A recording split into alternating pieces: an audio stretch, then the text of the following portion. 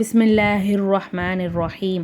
قالوا سبحانك لا علم لنا إلا ما علمتنا إنك أنت العليم الحكيم. قالوا சுபஹானகல பா சுக்குன் கல்கலாவுடைய எழுத்து அசைச்சு உச்சரித்து ஓதணும். சுபஹானகல இல்மலனால வந்து பெரிய மத்து போட்டிருந்தாலும் அது வந்து மத்தே முன்ஃபசில்னா சின்ன மத்துக்கு ஈக்குவலானது தான். அதனால் வந்து நம்ம அதை வந்து 2லேருந்து 5 அலிஃப் வரைக்கும் நல்லா நீட்டி ஓதலாம். இல்மலனா இல்லமா அல்லம்தனா. இங்கே ஆயத்துக்கடியில் தா வந்திருக்கு, அதனால இந்த இடத்துல நம்ம நிறுத்தி ஓதணும்.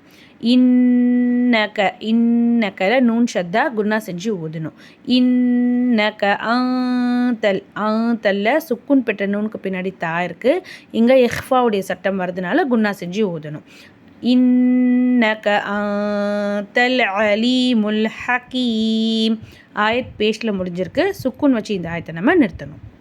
قالوا سبحانك لا علم لنا إلا ما علمتنا إنك أنت العليم الحكيم.